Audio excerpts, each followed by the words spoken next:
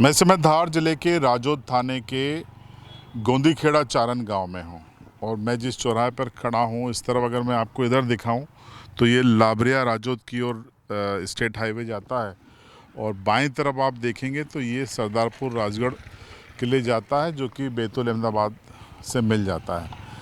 मैं जहां खड़ा हूं वहीं पर मध्य प्रदेश की एक सबसे बड़ी सनसनीखेज वारदात हुई जिसमें प्रियंका नाम की एक बहू ने अपने कथित प्रेमी के साथ मिलकर षड्यंत्र रचते हुए देवकृष्ण की हत्या करवा दी। देवकृष्ण पुरोहित एक 28 साल का युवक था।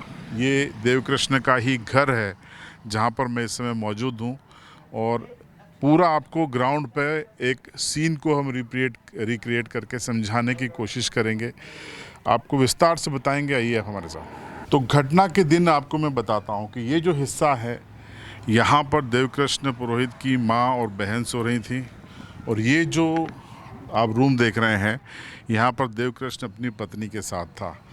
तमाम लोग शोक संवेदना व्यक्त करने के लिए रिश्तेदार यहाँ पर बैठे हैं और आपने एक वीडियो देखा होगा जिसमें प्रियंका ज़मीन पर बैठकर बता रही थी, अभिनय करते हुए वो यहाँ पर बैठी हुई थी।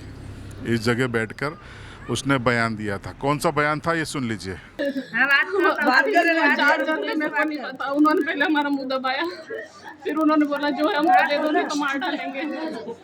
इन्होंने हाथ पैर मारे और मेरे को घसीट के उधर ले गए। ये वाली अलमारी उन्होंने ढूंढी, नहीं मिला। मैंने बोला मैं सब दे दूंगी, हमको छोड़ दो। मेरा सामान मैंने सब निकाल के दे दिया। कब की बात है? ये मेरे को आधा घंटा हो गया चिल्लाते चिल्लाते। मेरा एक जन मेरे मुंह के पास बैठा था, हाथ और पैर पीछे बांध रखे थे, पूरा कपड़े फाड़े थे। चिल्लाने की कोशिश करी तो बोला तेरे पति को मार देंगे। चोट भी बहुत कितने जन थे? ये मेरे को दो दिखे थे, बाकी इधर भी और थे। 2 से 3 लोग थे मेरे पास। काय से थे? कुछ था क्या? डंडा वंडा थे हथियार उनके पास। मारा काय से? मैं इनको मारा ये नहीं पता, उधर मेरे को बांध दिया था, उसके बाद इधर मारा। चाकू से मारा हुआ है? वो इधर कब मारा मेरे को तो उधर बांधा था बेड पे। मारा हुआ है। तो प्रवेश करते हैं इस रूम में। जी हाँ, आप आइए अंदर। इस समय यहाँ पर महिलाएं शोक संवेदना के लिए हैं। तस्वीर देखिए देवकृष्ण की लगी है।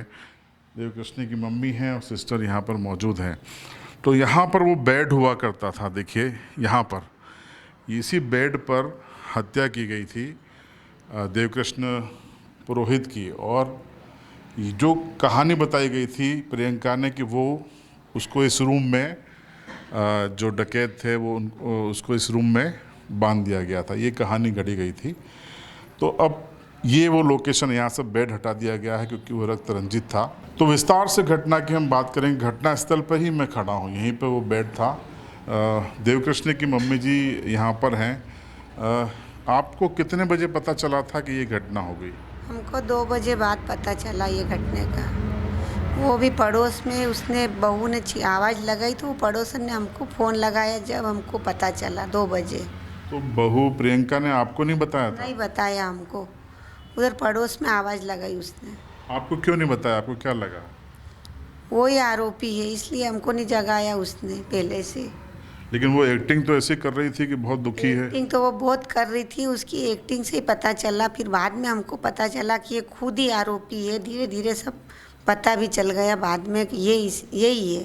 वो भागने की भी कोशिश कर रही थी पर पुलिस वालों ने उनको नज़र से अंदाज नहीं लगाया, उसको दूर नहीं करा उसको। तो आप ये बताओ कि आपको क्या लगा, क्यों देवकृष्ण की उसने हत्या करवा दी? वो दूसरे प्रेमी के जाल में उसमें फंसी हुई थी। वो पसंद नहीं करती थी, वो बोलती थी तू काला है, अच्छा नहीं है, तू सफाई से नहीं रहता है, इसलिए मेरे को घुमाने नहीं ले जाता है, मेरी जो ख्वाहिश है वो पूरी नहीं करता है, इसलिए मैं तेरे को पसंद नहीं करती हूँ। तो भी देवकृष्ण की जितनी उससे बनी इतनी उसको खुश रखी उसने, फिर भी उसने हत्यारी ने मेरे लड़के की जान ले ली। तो ये तो छोड़ के भी जा सकती थी, क्यों जिंदगी ले ली उसकी? पता नहीं उसके मन में क्या हुआ कि भाई मैं जाऊंगी तो लोग क्या करेंगे। वो चोरों के माथे डाल दी, चोरों ने मार दिया, मैं हत्यारी साबित नहीं होऊंगी। पर पुलिस वालों ने सब उगला दिया तो वो खुद ही हत्यारी निकली। अब क्या मांग है, क्या सजा होनी चाहिए उसको? हमारी यही सजा है कि उसको तीनों मुलजिमों को तीनों को फांसी जल्द से जल्द उनको फांसी होनी चाहिए। और अभी फ़िलहाल में उसको गंजी करके हमको फ़ोटो भेजो तो अभी मेरे को वो थोड़ा वो हो हाँ उसको सज़ा मिले। उसकी जुल्फ़े पे उसको बहुत घमंड था, उसके बाल पे उसको उसकी खूबसूरती पे उसको बहुत घमंड था उसको। तो उनको तीनों को सज़ा होनी चाहिए और उनके मकानों पे बुलडर चलने चाहिए, उनके तीनों के मकान गिराने, यही हमारी मांग है। और तभी मेरे को शांति मिलेगी। आरोपियों को फांसी होनी चाहिए। देखिए, एक माँ हैं जो काफ़ी दुखी हैं, ये सिस्टर हैं। उस दिन आपको भी मम्मी के साथ ही पता चला था? हाँ, मैं और मम्मी साथ में ही एक कमरे में सोए थे। क्या मतलब चर्चा ये सुनी हमने कि अक्सर वो झगड़े करती थी, एक वीडियो भी अभी आया है। हाँ, वो झगड़े तो हर दूसरे तीसरे दिन करती रहती थी और दोनों में कमरे में तो रोज़ की झगड़े होते ही रहते थे। दोनों कभी चैन से ना रहते थे, ना हमें रहने देते थे और ना वो अपनी तकलीफ ना हमें को और मम्मी को भी नहीं बता सकता था। वो एक सेकंड हमारे पास बैठने बात तक नहीं करने देता था। तो अब ये आपके भाई इकलौते भाई थे और उसकी जान ले ली उसने, और कमलेश और सुरेंद्र ने मिलकर, अब क्या सज़ा की मांग है आपकी? उन्हें फांसी होनी चाहिए और हमें न्याय मिलना चाहिए और उनके घरों पर बुलडोज़र चलने चाहिए। आप क्या लगते थे देवकृष्ण के? मैं बड़ा भाई था, बड़े पापा का लड़का। आप ये बताइए कि आपको क्या लगा इस पूरे केस में कि उसके लिए एक विकल्प था कि वो देवकृष्ण को छोड़ के जा सकती थी? जी बिल्कुल विकल्प था। अगर वो कहीं दूसरे के साथ उसका हेर फेर था तो वो भाग भी सकती थी या कुछ बता सकती थी। ज़रूरी नहीं था कि उसको देवकृष्ण की हत्या करना एक लास्ट ऑप्शन था। कमलेश से उसके रिलेशन बताए जाते हैं, और कमलेश का रिश्ते में क्या लगता था? कमलेश उसके रिश्ते में साड़ू लगता था, प्रियंका का जीजा लगता था। मतलब दोनों एक ही परिवार की लड़कियां थी ये। तो कमलेश शादीशुदा है, 3 बच्चे हैं, उसके बावजूद भी उसने इस पूरे घर को बर्बाद कर दिया। जी हाँ, कमलेश शादीशुदा है, उसके 3 बच्चे हैं, 2 बालिका, 1 बालक है। और जो बड़ी बालिका वो लगभग 15-16 साल की बालिका थी। उसके बाद भी उसकी साली जो प्रियंका है उसके साथ इसका हेरफेर काफ़ी समय से था। इस वारदात के बाद कमलेश यहाँ पे आने की कोशिश की, कहाँ मिला फिर वो? उसके बाद वारदात के बाद तो उसको कहीं देखा नहीं गया हमें, लेकिन यह है उसके पहले जो भी है उसकी कॉल डिटेल्स वगैरह वो पुलिस ने उसकी इंक्वायरी कर ली है, वो कैसे क्या हुआ है। स्टेटस पे भी देख के वो ओम शांति लिख रहा जी था। हाँ, जब सुबह सभी लोगों को पता चला तो देवकृष्ण के लोगों ने स्टेटस डाले तो उसमें ओम शांति करके काफ़ी लोगों को उसने रिप्लाई करा, भावपूर्ण श्रद्धांजलि लिख के काफ़ी लोगों को रिप्लाई करा उसने। मतलब बचने की एक और कोशिश कर रहा था। जी हाँ, बिल्कुल बचने की कोशिश कर रहा था वो। आप लोगों ने पुलिस से या सरकार से फास्ट ट्रैक कोर्ट की मांग की है? जी हाँ, हम लोगों ने ज्ञापन एसडीएम महोदय या समाज वालों ने, अन्य ग्रामीण लोगों ने भी ज्ञापन देके अपने राष्ट्रपति के नाम ज्ञापन देके उसको फांसी की सज़ा एवं परिवार के ऊपर घर पर जो बुलडोजर कार्रवाई की मांग और फास्ट ट्रैक कोर्ट कार्रवाई की मांग की है। देवकृष्ण का मोबाइल भी गायब है। जी हाँ, देवकृष्ण का मोबाइल गायब है। वो वही संकोच वाली बात है कि उसमें उसके सारे एविडेंस जो प्रूफ थे उसमें काफ़ी प्रूफ थे उसके अंदर, कॉल रिकॉर्डिंग वगैरह, वीडियो, फोटो जो भी हैं, वो इसी कारणवश उसकी साजिश से ही वो मोबाइल गायब करवाया गया है। पुलिस से कोई मांग की उसको रिकवर किया जाए? जी हाँ, पुलिस से हमने मांग की है कि सबसे पहले मोबाइल जब्ती की मांग की जाए ताकि उसके सारे एविडेंस उसमें खुलासा हो सके। ये आपको कभी देवकृष्ण ने बताया कि ये झगड़े करती है, मारपीट भी करती, गला दबाने की भी कोशिश हाँ, की? पहले उसने झगड़ा किया तो उसकी कॉलर पकड़ ली, उसको मारने दौड़ी, उसको काटी भी थी, दोनों में झगड़ा हुआ।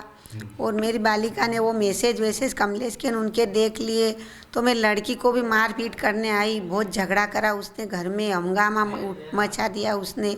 और हमेशा हम माँ बेटी खाना बनाती है और उस दिन हमको कुछ पकोड़े बना के हमको कुछ उसमें खिलाया, जब हमको ऐसी नींद लग गई।